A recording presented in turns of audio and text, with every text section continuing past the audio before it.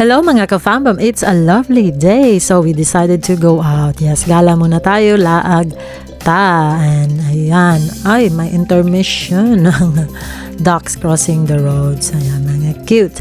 And so we decided to go in this place. There are many restaurants in there. There's Frankie and Benny's and also a Mexican restaurant on the side. But our agenda for that day is to go to the bowling center. Ayan guys, so exciting. So inside there are arcade games and activities in there for kids and adults. And yes, this one she tried the VR. This is £3 VR experience, and this one is £1 motorcycle ride. And go girl. And of course the bowling, this is £20 for one adult, 2 kids. And yes, here we go for that one. Yes, the little kids can use that thing. And yes, ayan, ito na guys, exciting. Ayan, be, tanaw na to be, if makaigo ba.